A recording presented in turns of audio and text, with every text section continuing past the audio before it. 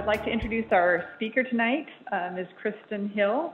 She's the practice administrator for the section of Population and Behavioral Health in the Department of Psychiatry and Behavioral Sciences at Rush University Medical Center in Chicago. Ms. Hill works collaboratively with clinical teams to provide population-level interventions in the medical center and surrounding community for mental and behavioral health with focus on addiction medicine. She's been instrumental in developing, implementing, managing, and evaluating the interdisciplinary substance use intervention team and outpatient clinic at Rush.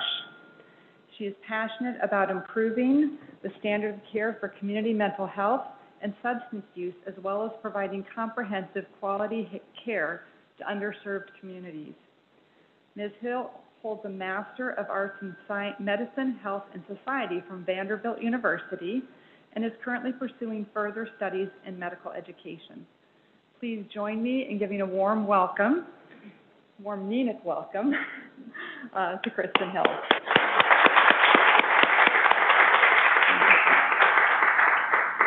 Thank you so much to everyone for having me, to Diane and the NENIC team for the invitation and opportunity to speak with you about some of the work that I've been involved in at Rush. So there's a lot in this presentation. We certainly don't have to make it through all of it, and all of you have the slides. So if there's something that really catches your interest, let me know, and we can kind of let that marinate a little bit. Yeah, so I have no financial relationships. Nobody pays me outside of Rush, so we can move right through that. So a little bit of an outline of what I'm going to talk about and go through. Everyone, I'm sure, is familiar with the opioid epidemic nationally, and so I'll just highlight a little bit about our impacts in Chicago, and then Rush's plan and expected benefits of that plan for the community surrounding Rush, and then really get into some of the details of our implementation of our plan and our program workflows, and then a little bit of bragging about what we've been able to do in our hospital and the outcomes of our program. So, big picture, I think everybody has seen that there is an epidemic across the country. So Rush sits right outside the West Loop of Chicago, and right before the West Side, which, as you can see on this map, is the really dark part right there. And there's the total number of overdose deaths involving opioids specifically in 2017 was 796. Overdose deaths in Chicago was higher than the national average, and the deaths involving heroin and fentanyl were almost 90% of that. So we knew that we had a problem, and we were also seeing it in our hospital, and so we decided that we should organize a way to do something about it. And so this was our big picture mission, and I really must recognize Naranjan Karnik, who is my boss and mentor, but also the brain behind this intervention. And so there are 5 components to our program, the first of which was inpatient universal screening for substance use. The second was an inpatient consult service, whom we call SUIT, which stands for Substance Use Intervention Team. We wanted to launch an outpatient clinic because we knew that we couldn't start medication for addiction treatment inpatient and then have nowhere to send people, or have a 6-week or 2-month or 3-month waiting list for them to follow up. And so we wanted an outpatient clinic to land them into. And then, because we are an academic medical center, we wanted an opportunity to teach about addiction treatment. And so we launched an addiction medicine fellowship program and treatments. We wanted to at least serve 1,200 people. So our program components, there are 5 again. First was informatics or analytics. So we wanted to have our programs sit inside the medical record as much as possible. So we have an inpatient and an ambulatory analyst. We wanted universal screening, which really laid in the hands of our nurses. And then, so experts, which is screening, brief intervention, and referral to treatment. with the motivational interviewing intervention intertwined in the hands of our social workers. And then we wanted an inpatient consult service, which again we call SUIT, to be able to respond once a patient was identified to need that level of care. We didn't want resources being wasted on patients who weren't at that level of care. And so we wanted all of these things to kind of narrow the pool. And then there's an outpatient clinic in which we have the same consult service team members working in the outpatient clinic to provide follow-up services to really promote the continuum of care and holistic services. And so we really wanted to reduce barriers of treatment. We know with this population there are a lot of barriers. With psychiatry in general, there are a lot of barriers to care. And so access, we were able to address access issues by, one, using a universal screening model. And so in being able to integrate this into EPIC, we were able to ask, of course, the nursing gods, if we could insert 2 questions into the medical record so that we can ask all admitting patients. So it's in the Navigator, asking all admitted patients 2 questions about their substance use, 1 for alcohol, 1 for drugs. We'll get more into what the questions are specifically, but 2 questions, and then allowing the medical record to drive a cascade of follow-up actions, right? But what we wanted to say is, if I can ask you if you have diabetes, what medication you're on, are you married, do you smoke? We want to include all of that and include substance use into that conversation, because that is as much a part of their health and treatment plan as any other question we might ask. And then we wanted, we staffed our clinic with 2 Suboxone providers. We now have 4 to make sure that access would not be an issue.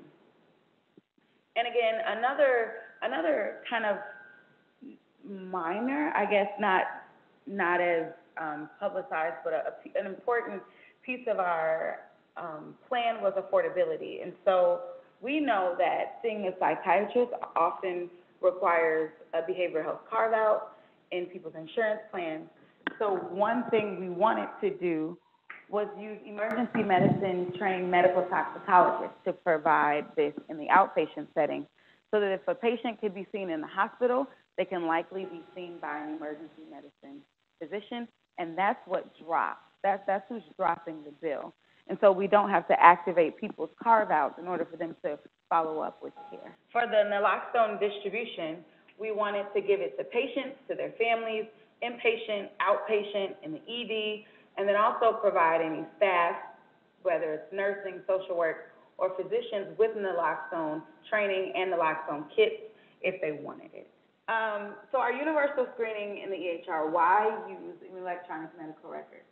So one, we wanted ease in documentation. We know that time is limited. We know that nurses, social work, physicians have a lot to do when they're seeing the patient, and they were already in the medical record, so we wanted it to be there. And we wanted to promote continuity of care by connecting these medical records and the questions and their answers to each other. And so we were really, in our build, what our nurses are asked to do is connected to the flow sheet that the social workers do, so they can see what nursing did and what the responses of the patients were, and then continue through the intervention. And then our SUIT team then picks up sharing the same flow sheet to complete the intervention, so everybody can see what everybody's part, and also know what stage the patient dropped off at, so that another discipline can then pick that up and keep it moving forward. Also, flexibility to change. So we've had to, I'm sure you guys are new to EPIC, and so you remember fresh in your minds the rollout and how things sound like good ideas in the beginning, and then it doesn't quite work out, and so you have to switch it or change it or ask this question here or move it. Or you start collecting information and realize there's other things you want to collect. So we wanted to have the flexibility to be able to add and take away to these screeners. And again, multidisciplinary communication with a connected flow sheet, and decreased bias and stigma. So we didn't want any one thing to be responsible for kicking off the cascade, right? We didn't want nursing or social work or any other discipline to have to say, perhaps this person is using, or perhaps this person has issues with a drug or a substance, so that there's no stigma associated with it, there's no bias. Everyone gets asked these two questions. Everyone has the opportunity to move along our intervention. And so the intended outcomes were to intervene as early as possible. I think if anyone works in the emergency room, or our nurses specifically, patients come in with a chief complaint of pain, right? The first thing is we address the pain. What we find is we're giving people pain medicine who may have an opioid addiction, or complicating their substance use care in one way or another because of first-line care. So we wanted to ask in the admission process these questions so that our suit team can be identified immediately and be involved with the care team. We also found that we were able to identify a population of people who were previously being missed. Previously, before suit was implemented into our hospital psychiatry, and the psych consults were the first line for addiction treatment. If you were suspected to have a substance use disorder, psychiatry was consulted. What we also found in our inpatient data was that it takes about 4.5 to 5 days before the primary team wants to even talk to a psychiatrist. And so there were a lot of people who are being missed. One, simply because they weren't asked, and two, because our systems were not equipped to get involved early and really integrate that care into the rest of the care that they were getting. And then, of course, we wanted to provide comprehensive care so that whatever our patients needed, they were able to have, and decrease length of stay. So that's where all the money comes from to support our program, because we go to our chief medical officers and say, look, we're decreasing length of stay, and then somebody says that equates to some hundreds of thousands of millions of dollars, and we say, okay, so you can pay for our program now. So that's kind of what's behind that. And again, I kind of already stressed this, I think, but we want to really overly stress the importance of treating addiction through a biomedical model, understanding that this is a brain disease, understanding that they need care in the same way that you do for all other biological pathology, and then really integrating that into the way that we treat our patients at our hospital. So hopefully this part of the presentation will really resonate with this particular group. So these are the implementation stages. So before we got the grant, we started thinking about substance use as a problem, what can we do about it?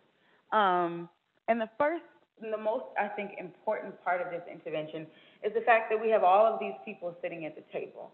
We have nursing, we have pharmacy, social work, emergency medicine, psychiatry, medical staff, and information technology. All of these components were necessary, and all of these components needed their own voice to be heard and understood in formulating our intervention. Step 2 is assembling an addiction medicine task force. So we knew we couldn't just say, oh, let's implement this really good program, or a program we think is really good. There are some pre-steps we needed to do in our hospital as a whole to get the hospital ready for this intervention. One of which was assembling all the key players. Another one is we spent some time, nurses sat down, the psychiatric consult service sat down, psychiatry sat down and talked about the withdrawal and treatment protocols we had in place in the hospital. Because they knew that there are some things, there were some loopholes in there were some outdated procedures that needed to be addressed, and we needed our nurses to be involved and comfortably involved in the treatment of substance use prior to rolling out a whole new comprehensive treatment model. And then, of course, we did the work of identifying gaps in services and needs, and what do the nurses need, and where can this be integrated, where are broken spots in our system. So we did some of that work to make sure that we had buy-in from everyone, and that everyone in the hospital felt ready for step 2.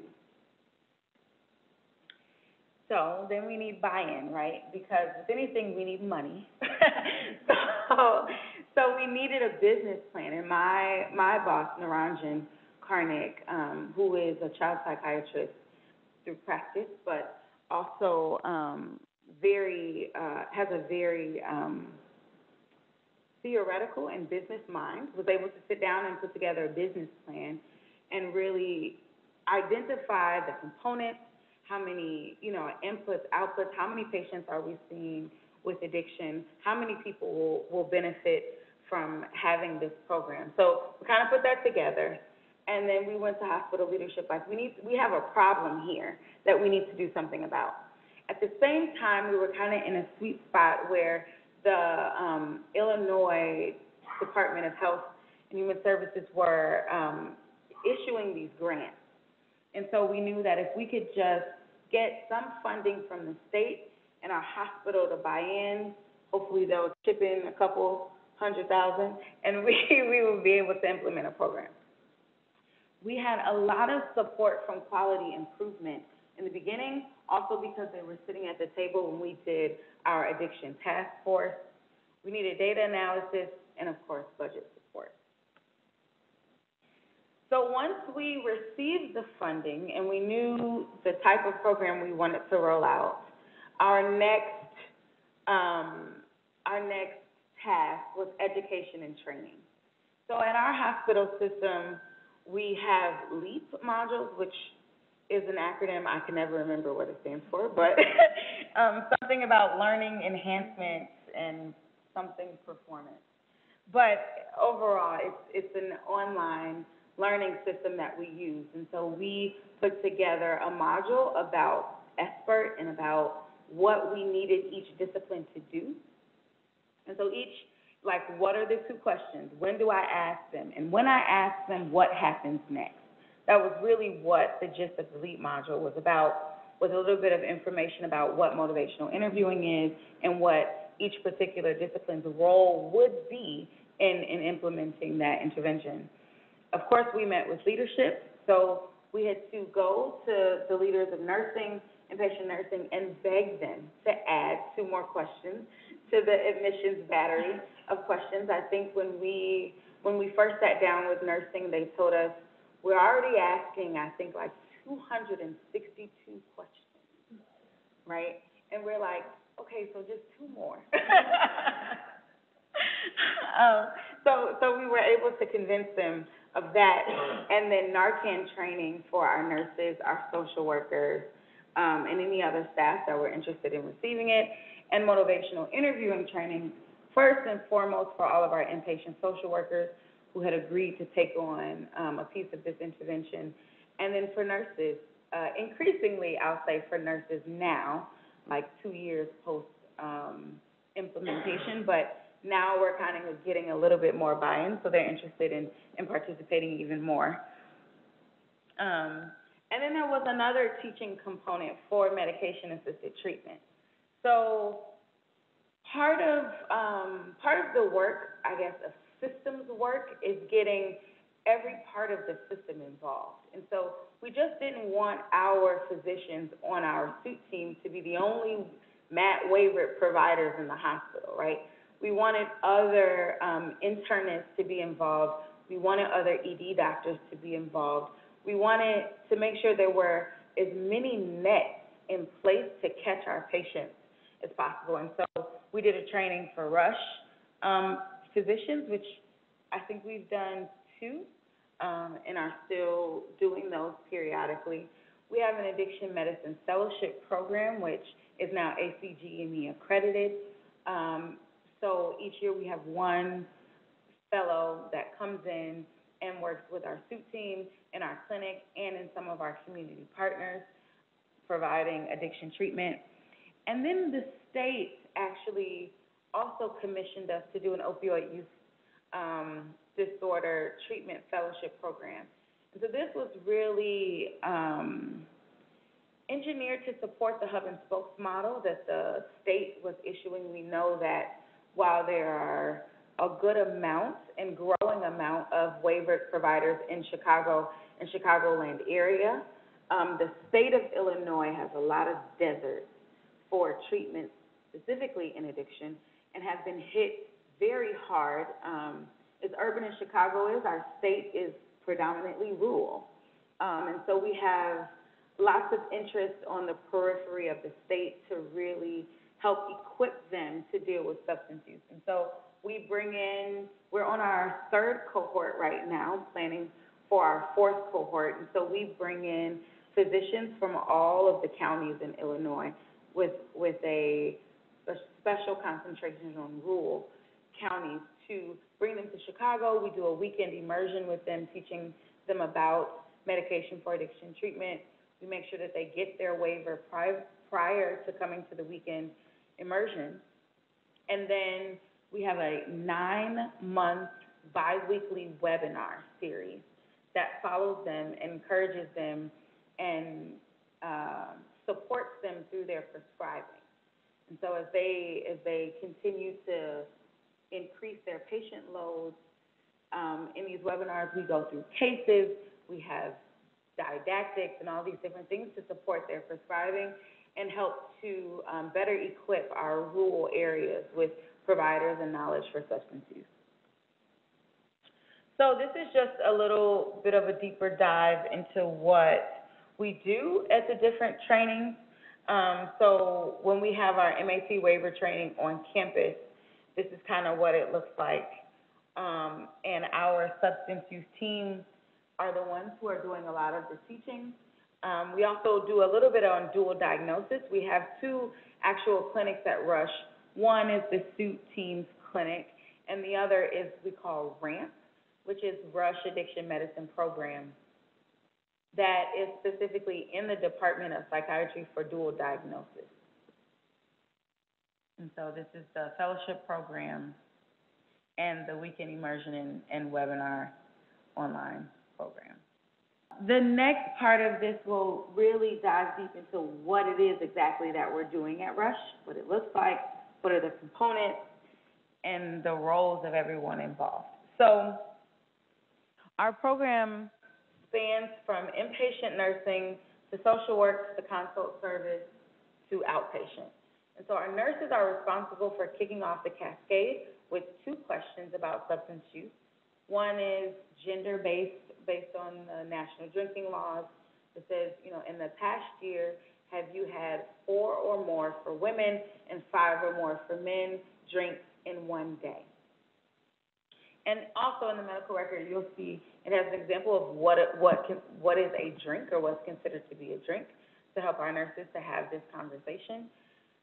After that happens, and you'll see this in detail, our social workers are then activated within the medical record to enter the room and do a further screening based on how the patient answers the questions. The second question is, in the past year, have you used prescription drugs for a non-prescription purpose or used any illicit substances? Social work enters the room. They can do the audit or the DAS, and then there's a flow sheet that they have to complete, and they can do a brief intervention at the bedside, whether it's psychoeducation or actually helping that person to connect with our SUIT team or to connect with resources if we know that they're going to a SNF or a skilled nursing facility or some long-term acute care program to bridge that gap. So here's what it looks like in our medical record. So this is a female chart. So the woman's question is there, and the answers, this is based on the original NIDA screening tool. And so it's just none, 1 or more. And to the point of using the electronic medical record in a way that is flexible, is we did not start with deferred. And then we rolled out, and our ICU nurses were like, I can't. I can't ask this question, they can't answer, a patient is intubated, a patient is agitated, or any other reason why we don't feel like we can ask these questions here. So that was added probably 6 months into our rollout. And again, you can see what is one drink, and then there's a question about drugs, and it has all of the illicit drugs listed so that, again, they can have this conversation with the patient. This is probably one of the most important aspects of our intervention that allows the medical record to push the intervention along. So we created a column, and after speaking with our social workers, we asked, well, what do you use when you're interfacing with your patients? And they said, we use our patient list. When we are on a unit, our patient list is up, and that's what I'm looking at all the time. So we said, okay, if that's what you want to use, this is what we'll do. We'll create a column that you can add to the 96 columns that you already have. They have to fit on like a 12-inch screen. But we'll add a column, and we'll name it substance use. And that column will have these icons that'll tell you where a patient is and or what a patient needs at that moment. And so nursing is responsible for doing the first screen. If they are unable to do it, or if 24 hours goes by and that patient is still unscreened, social work will go in and do the screen, right? And then and then all the rest of the icons kind of correspond to the answer. So if they say none to both questions, they're black dots. Social work said, we like black, we know to ignore that. And so we're like, okay, so we'll add some more colors so you'll know whether you need to do something or not. So we added the exclamation point with the stop sign that says, you need to go in the room.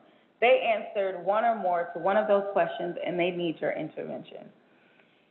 Because green check marks still make people happy, we wanted social work to know that if I see green, I did my job, I'm done, I don't have anything else to do.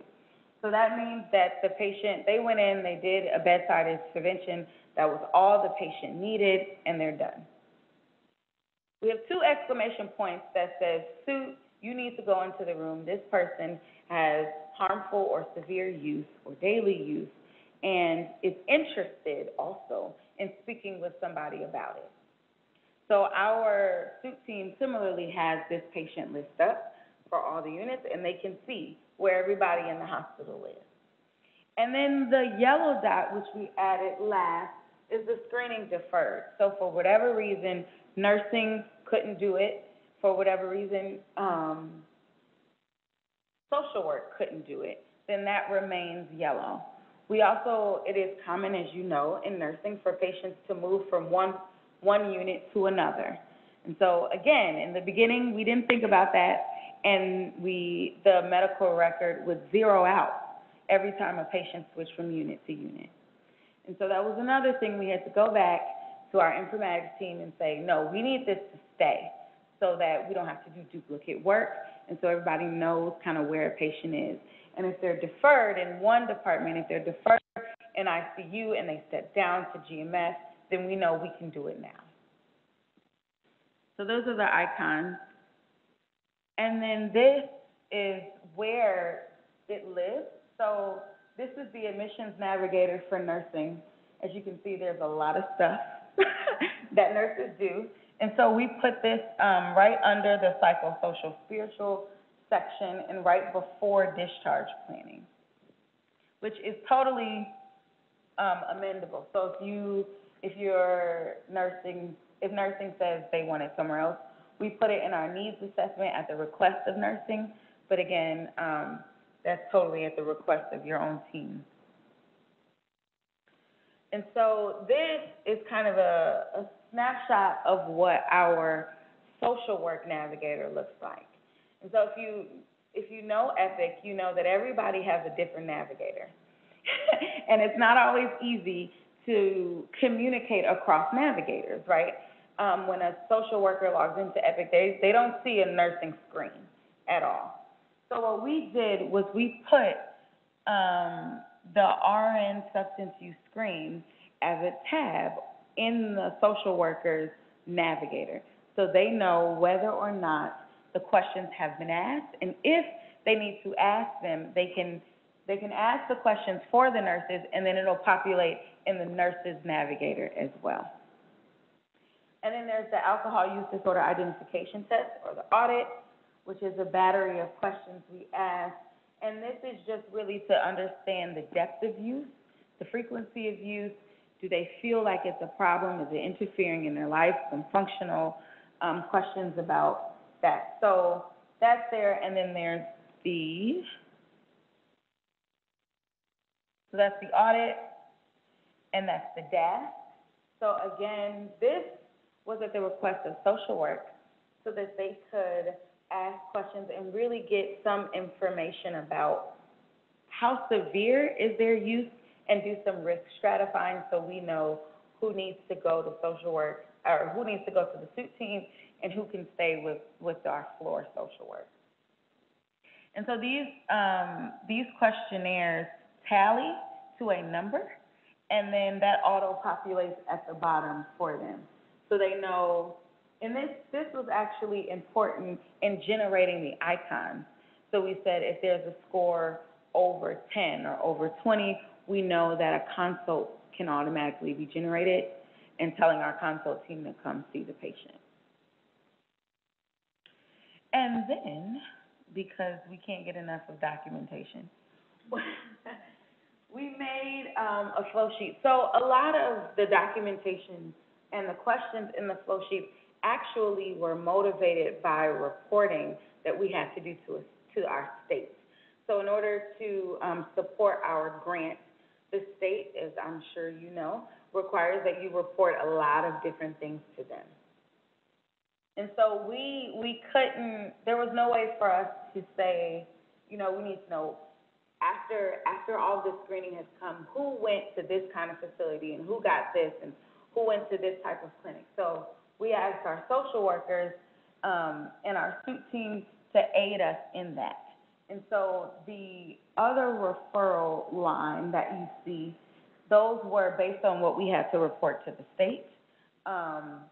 And so that can certainly change based on your own needs. And so we wanted to know, did social worker do their intervention? Do they need to be seen by suit?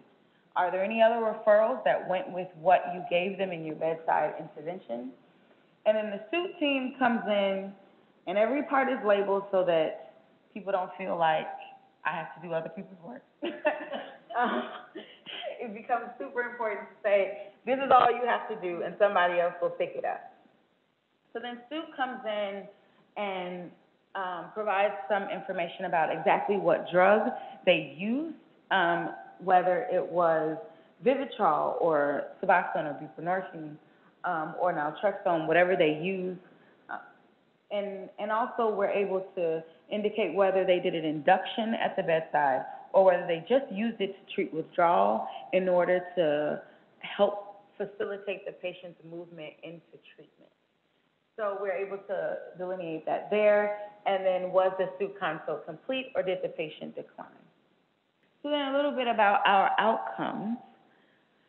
So with our inpatient screening, so we rolled out October 23rd, 2017. So the first 2 months were, we don't like to count that data.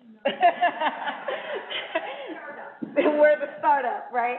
Right. So when you roll out something new, there's a lot of glitches in the system you work through. You kind of building morale around a new system. And so this is just 2018 data, which kind of provides a clean cut.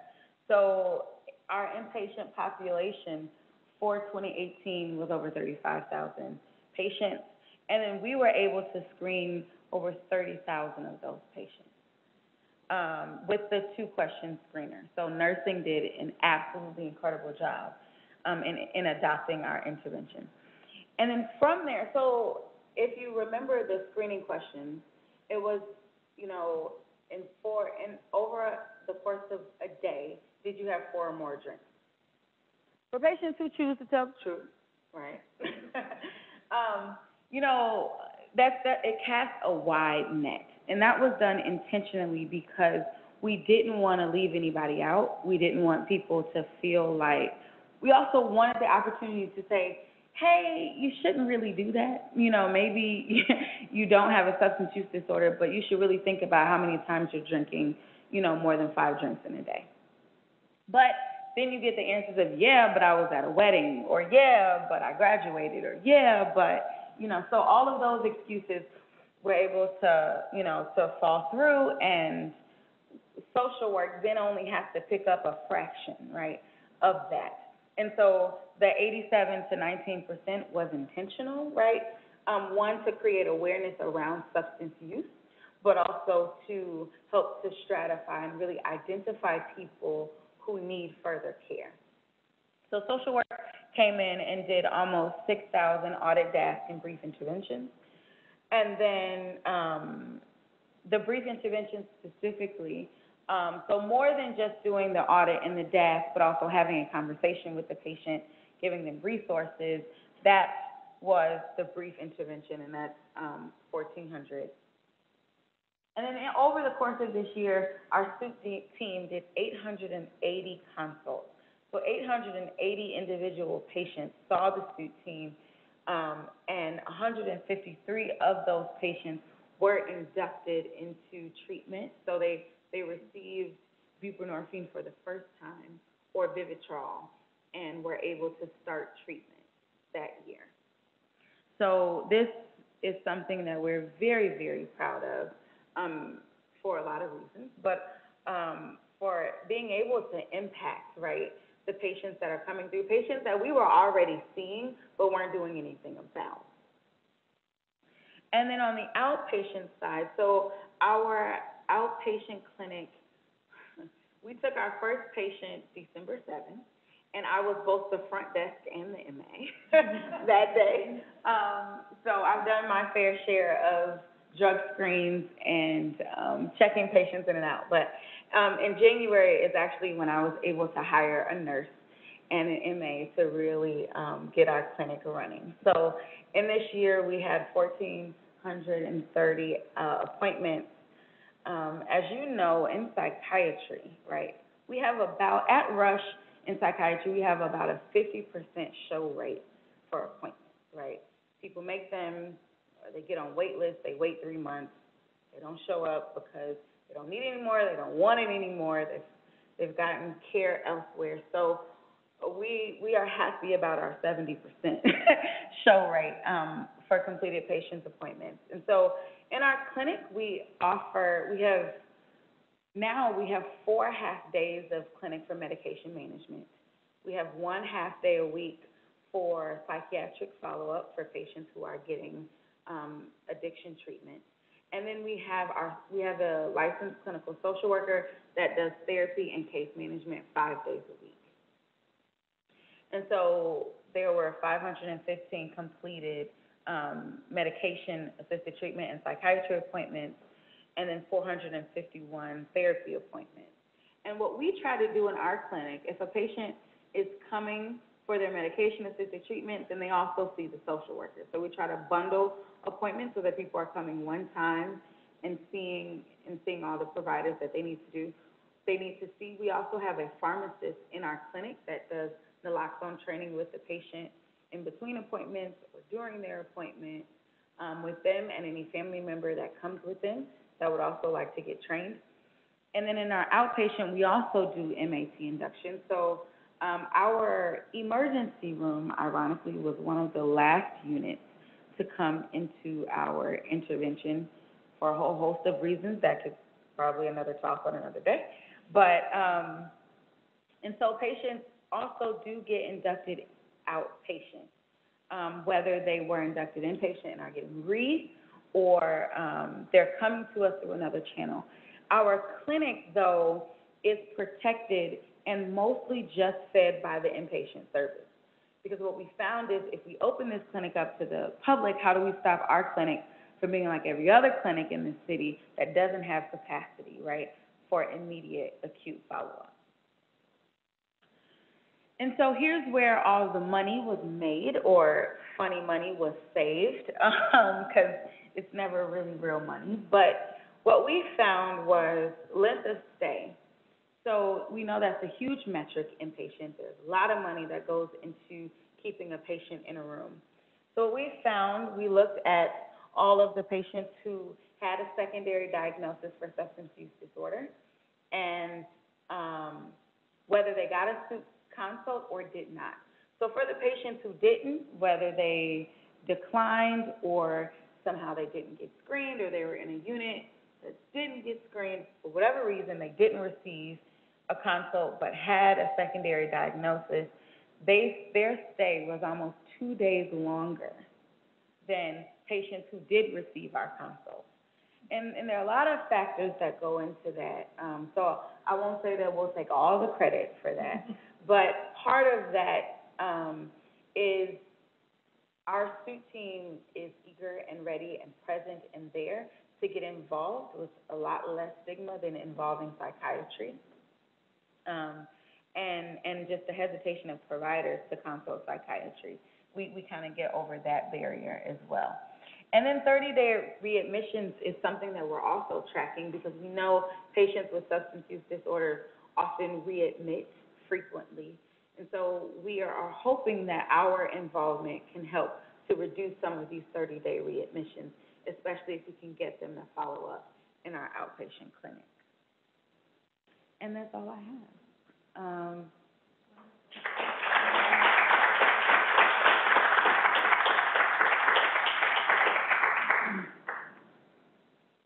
So, yeah. So once you identify that they have an issue, do you put it on their problem list with a future visit, and then you keep re-asking the question over again? So the question is, once a patient is identified to have a substance use disorder, is the problem list updated, and do we continue to ask the question, right? So yes, the problem list is updated. We try to make sure that our suit team certainly updates the problem list when they complete their consult or in the process of completing their consult. And then the NIDA screener is based on a year. So we do not ask within a year, or we try not to ask within a year, unless they're following up with care, and then there are different measures we do. But we try not to repeat the question within a year.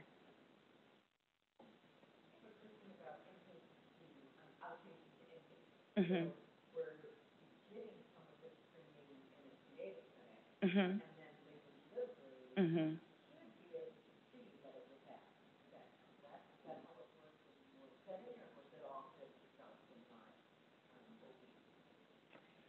Well, so we went inpatient to select outpatient. So our EPIC is, the inpatient EPIC and the ambulatory EPIC are actually two separate records.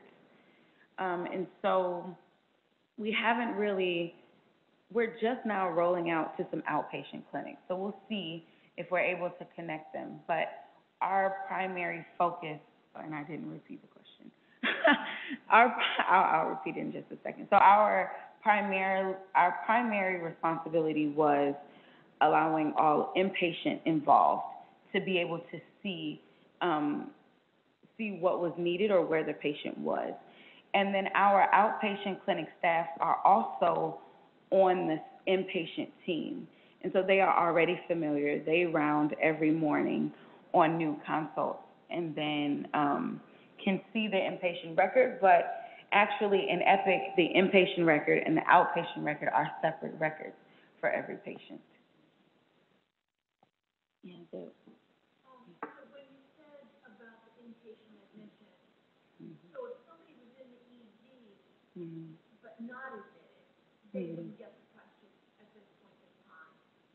Is that true? Or? So the question is, we rolled out inpatient first, and so would a patient who was seen in the ED but not admitted receive the screener?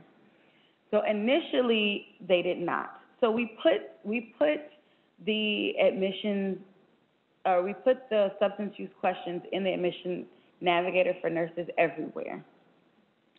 ED was a little bit difficult for several reasons. One is what happens at 7:45 when mostly everybody's at home and someone presents to the ED, right? So ED nursing, one hurdle we had to get over was getting our ED providers waivered so that somebody there could initiate medication for addiction treatment if our team was not available.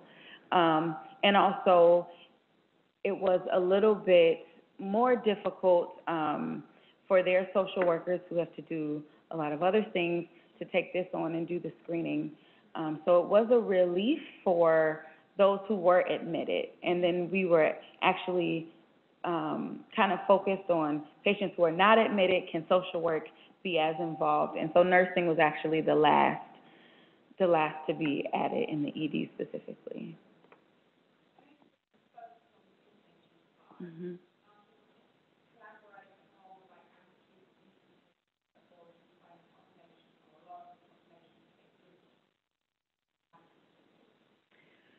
So we find often that the population does not have a PCP. The question was, did we collaborate with the PCP, right, on the outpatient side for patients, or just our inpatient?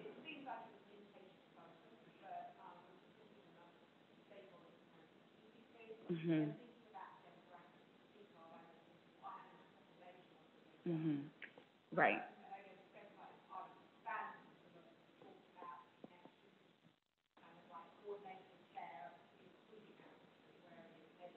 Yes. So the question is around how we connect ambulatory care to our inpatient intervention. And so in the beginning, we were not. We were particularly an inpatient intervention, one, because we wanted the hospital to fund it. And so we said, this is what we'll do for the inpatient population. And our metrics were focused on length of stay and readmission. But to your point, key stakeholders in treatment are PCPs. In our population, we have a lot of, again, we're situated on the west side of Chicago. A lot of our patients do not have PCPs, though some do. So we try to, once we've established care with them, we try to involve the PCP. Epic rolled out a functionality maybe 6 to 9 months ago called Epic Care Everywhere, which allows us to see notes from other institutions who are on Epic and choose to share. And so that feature has been really helpful in our outpatient clinic to really see other care that our patients are getting and where they're getting their other care. So Epic Care Everywhere has been very helpful. And then as much as we can, we do try to involve the PCPs. We just are now rolling out to an OB clinic, a pre-op clinic, and our first family practice. So we will see where they do not, outpatient uses medical assistants instead of nursing. And so our medical assistants will do the screening, and then it'll lead to a consult list that'll be answered by our consult service.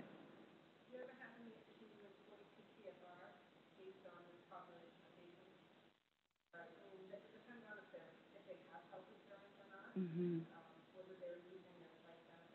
Mm-hmm.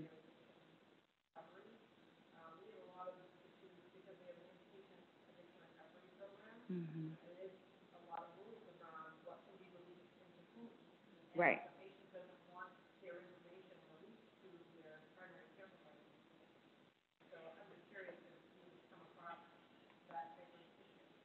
Yes. So I guess the question is about issues in sharing treatment information across providers, across the system, through inpatient and outpatient. So two kind of longer answers to that question. The first is one of the reasons we wanted our inpatient consult service to be made up of the same team as our outpatient clinic is so that we wouldn't have this issue. So there's no disclosing, right, of information if you're going to follow up with the same person who initiated your care inpatient. So that was one strategic move in order to avoid that type of issue. And regarding stakeholders, so their PCPs, of course, you know, if there's a release of information that needs to be completed in clinic, we do that with the patient in order to involve any other clinicians that they want. A lot of this, though, we try to make sure that it's patient-driven. Interestingly, though, we did have a case, it was one of our, I think it was almost a minor, so like a 17, 18, and we had a issue around synthetic marijuana. And this particular patient, their PCP was not involved in their substance use because they were not using a drug screen that was sensitive to that synthetic marijuana. And so the patient was convinced that I don't have an issue and my PCP says that I'm clean.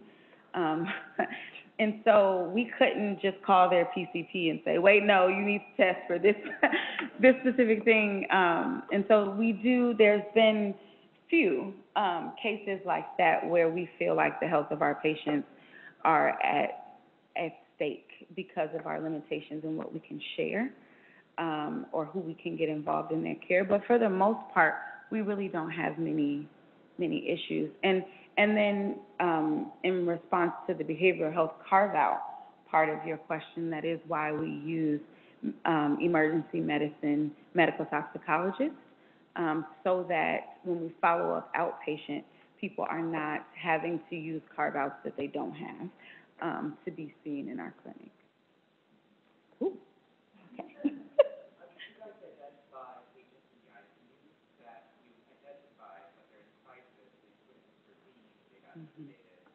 Follow-up after the crisis is over, intervene.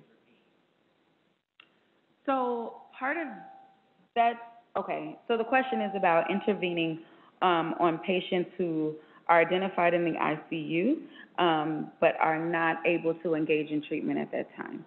So we try. One of the reasons we introduced the deferred button is because a lot of people were not being identified in the ICU and couldn't and weren't eligible to participate in treatment until they were in a general medical floor.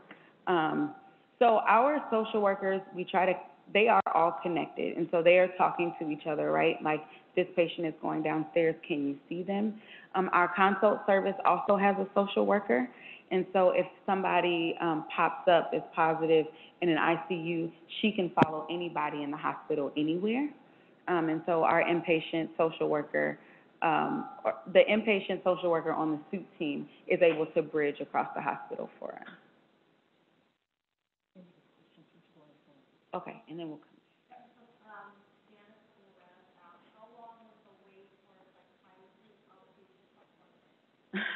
At Rush. Okay, way to throw us under the bus. So when we rolled out, okay, I'll say in 2017, when we rolled out, our wait list was probably 6 to 9 weeks, which has gotten better, but for adult, it is still a really long time, as was our pediatric wait.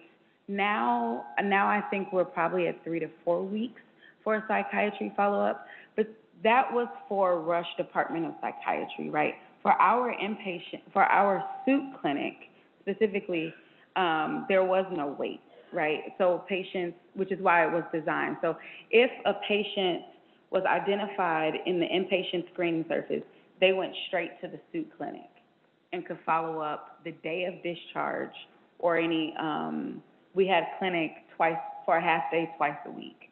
And so they were able to be seen at that time.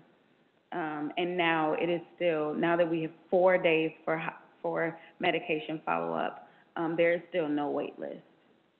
But it has to be strategically protected, right, in order to do that, which makes our primary care ambulatory arm frustrated, right, because they cannot directly refer. And, you know, people find our website and we can't always take them. But if they've been seen anywhere at Rush, which sometimes we get a little loose with that in order to get a patient seen. But right now we still don't have a wait list. Any pushback from any of these inpatient services? Yes. Yeah, surgery, transplant, and pushback in different ways. So transplant says, oh, we won't treat them, we'll give them to you, right? Surgery says, we don't have time for this. OB says, you can't come in labor and delivery, right? This is not the time or the place to address this. So there were ED says, we don't have time for this. So there were a lot of units that gave us pushback for different reasons. We try to listen and adjust our program accordingly. So, you know, we rolled out in mother-baby before we did L&D. We introduced the deferred so that surgery or ICU can say we don't have time to deal with this, but GMF will. We up our staff in certain units to support an overload. So like the observation unit is booming all the time, right? Because they get all the things that ED says it's going to take too long for us to deal with this. So it certainly isn't a one-size-fit-all, and it has to be tweaked for each department.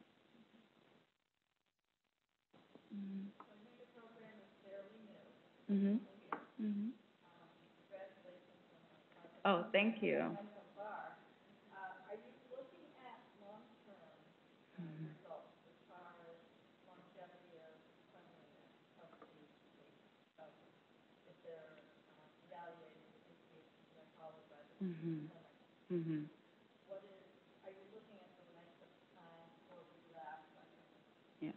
So the question is about looking at long-term patient outcomes post-intervention. So yes and no. So I think every week there's a new idea of what we should have been following up on. But we are actually, so a lot of that is driven by research. So we have an investigator in the section of population behavioral health, Hale Thompson, who helped to publish our first paper. So we published a paper, he and I and some members on our quality improvement team and the directors published our first preliminary 5 months of implementation data. And so he is also pushing through his research patient follow-up. And so he's doing interviews and focus groups right now with some patient champions, and also introduced the ProSure screener, which I'll have to send out because I don't remember all the questions on it. But it is a patient measure of progress of where they are. And that's something we're just now rolling out in our clinic and trying to use MyChart to help integrate some of these patients. A lot of our patients don't have MyChart though. So we're trying to also introduce it just in the waiting room as they're waiting for their appointments, for them to have a 1 month, 3 month, and 6 month follow-up. We have patients that we've been seeing since inception. We have patients who kind of come in and go out and come in. But we're trying to just, engagement is more was our primary focus, like how do we get them to show up? And now that we are 2 years in, we are working on how do we measure the progress. And the state wants to know, so I'm sure we'll figure out something fast.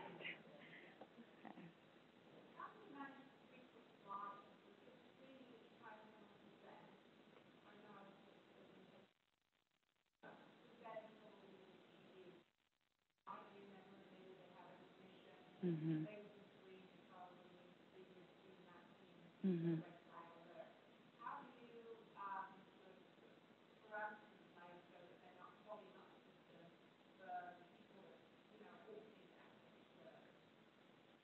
So the question is, how do we manage frequent flyers so that they don't clog up the system? So one of the benefits of our suit team is that two of our advanced practice nurses that are on the suit team are also on the consult liaison team for psychiatry. And so the frequent flyers, they usually know them by name and face. And so when they are, we use that as opportunities to follow up with care because sometimes they have fallen out, or you're here inpatient and you're also missing your outpatient appointment, right? Because you're here inpatient. So they don't really clog up our system. Our questions are for the past year, so they don't ask them if they've been admitted. And patients will say, I answered that before, and no. So.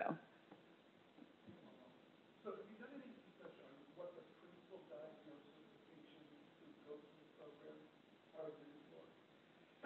Why are they here initially, and that we capture? Mm-hmm. Have you looked at that?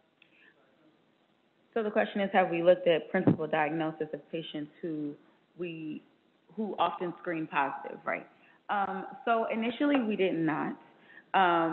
We have in smaller research projects since rolling out, especially those pioneered by those nurses who are on the consult liaison service who know endocarditis, or, there's a lot of wound care that we see.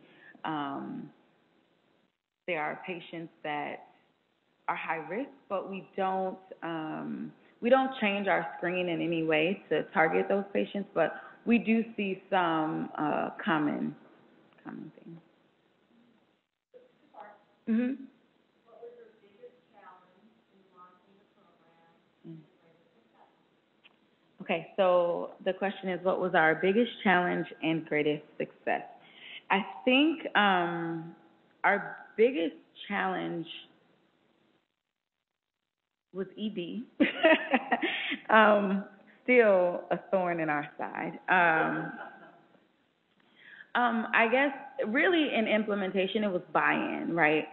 Getting all of the different units to understand ways in which this intervention can be integrated into their workflow in a way that alleviates what they're doing instead of giving them something else to do. Our screening rates for social work has been an enormous uphill battle, right? So nursing, or actually saying it's nurses' fault or it's social work fault for why our screening rates were low for one unit or another. So trying to get social work involved in a way that they are doing the screening and doing the intervention and documenting it, that was incredibly arduous.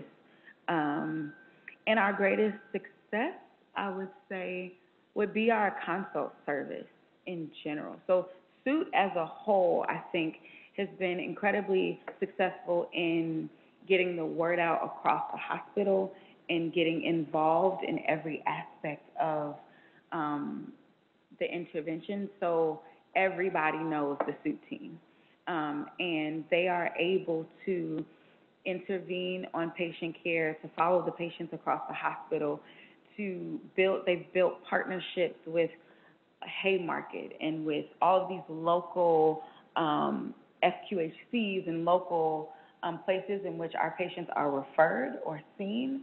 So they're able to have a hand in the community, a hand in the clinic, a hand in the ED, and a hand in the hospital. So they've really been phenomenal in their work.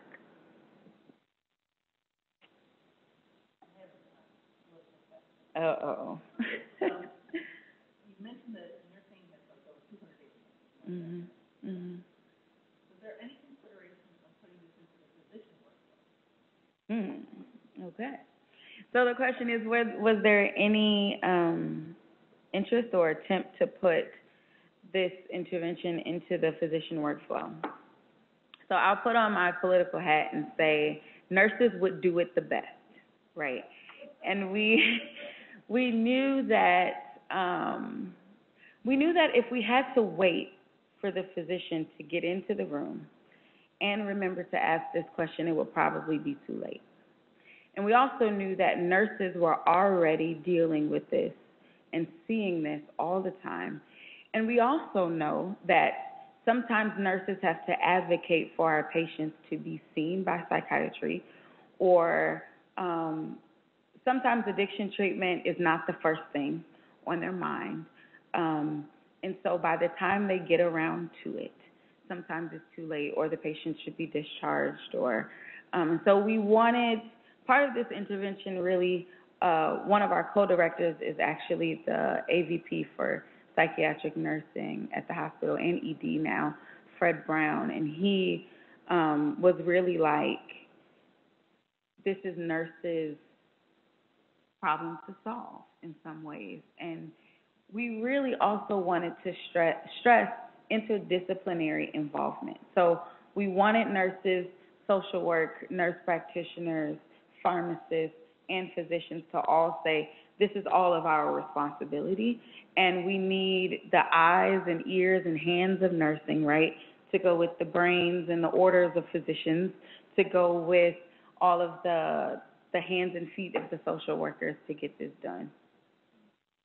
To follow up that, and your question, I don't know if others would agree, but we've seen a big uptick on patient on caregiver violence. Much of that comes from our opioid addicted patients. We also have had a huge uptick in hospital use of patients' illicit drugs, so shooting up their heroin while they're inpatient. It seems to me these screening questions would be a good prompt to help identify those patients at risk. So I think it should be full on nursing. And it will help protect us in the long run. So I saw Kristin MA, and I really love that nursing would ask those initial questions that, many of us are in these old buildings who don't have the privacy for the full staff. If you're not familiar with the staff, you have that briefly, that they are in-depth. It's a question for a private setting. You're handing the patient a tablet, or you can't read that. Have you used drugs often, other than those required for medical reasons? Do you use more than one drug at a time? Are you unable to stop using drugs when you want to? And it goes on from there. Are your parents involved? Yeah, they're really rough questions. So, we have many more semi-private rooms than we do private rooms at our facility. So I can't imagine asking our nurses to really, and you brought up the point of really training your nurses and enabling them to deal with these questions. So they're not, the average med-surg nurse is not equipped even to ask these questions, even if they have a private setting. So that's why I like, yes, we have to own it, but we have to start with a small bite, and then, give them, move it on. Well, that's exactly what we do with suicide, right? Suicide is exactly the same problem. So I love this. I love this approach. So whether, I don't think we have the social work network to be able to hand it off to them. I think we would probably have to come up with a different plan, but I did love that, find the topic for you in my pocket. So, I want to be sensitive to time, because I think we're running late. Is there one more question?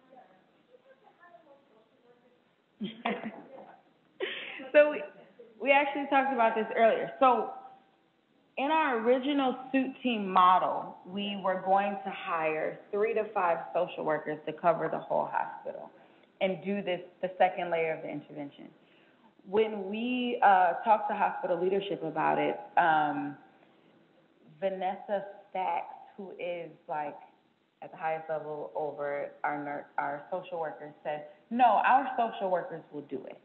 And so we were able to offload some of this on case management. Now, the execution of that is different, but we were able to use the existing inpatient social workers to really at least do the audit and DAST for us. We do, however, have a social worker that's specifically on the inpatient team and a social worker that's specifically in the outpatient clinic. So one is doing therapy and case management, and the other one is able to pick up all of the slack across the hospital. And sometimes when when a patient is when a suit consult is placed, so there are times when it's clear off the bat, like they're there for an overdose or they're in withdrawal. that the student consult team that the team is consulted before, like, the cascade even happens. That happens too. And so our inpatient social worker then does the whole intervention and also takes on units in where a social worker isn't there that day or isn't as strong or needs help. So she's able to fill in a lot of the gaps.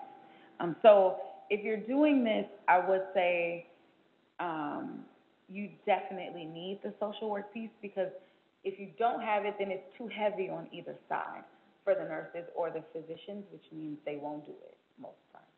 So